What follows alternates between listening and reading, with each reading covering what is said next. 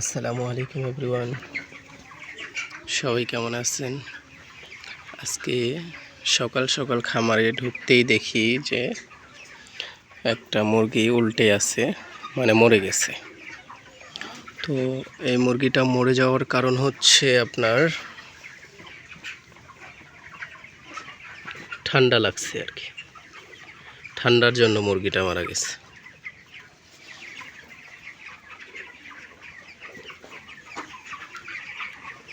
তো এই ঠান্ডার জন্য আপনাকে করতে হবে, প্রথমত ঠান্ডার ওষুধ দিতে হবে।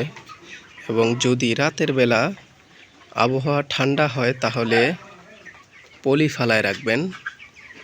পলিথিন ফালায় রাখলে হয় কি, রাতে বাতাস বৃষ্টি যদি চলে আসে তাহলে আর ঠান্ডা ভিতরে ঢুকতে পারে না।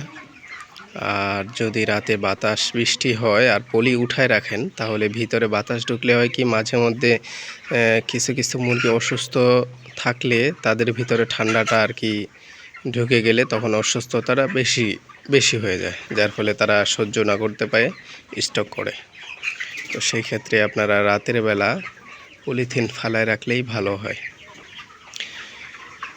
ঠান্ডার চিকিৎসাটা আপনাকে দ্রুতভাবে নিতে হবে, কারণ ঠান্ডা খুব খারাপ জিনিস। সবসময় চেষ্টা করবেন মুরগিগুলোকে ঠান্ডা থেকে বিরত থাকার। তবে সিস্টেম বুঝতে হবে, যখন ঠান্ডা তখন ঠান্ডাই, আর যখন গরম তখন তো জানেনই, গরমের সময় তো হালকা পাতলা বাতাস লাগবেই।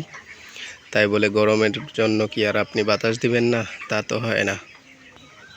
সেক্ষেত্রে গরমের জন্য আপনাকে যা করতে হবে, আর ঠান্ডার জন্য তো আপনাকে সেটা বেশি স্যাক্রিফাইস করতে হবে। তো মুরগিগুলোকে ঠান্ডা লেগে গেলে সেটা দ্রুতভাবে চিকিৎসা করবেন, কারণ ঠান্ডাটা মুরগিগুলো সহ্য করতে পারে না। গরমটা কন্ট্রোলে রাখার আওতায় আনতে পারবেন, কিন্তু ঠান্ডাটা পারবেন না।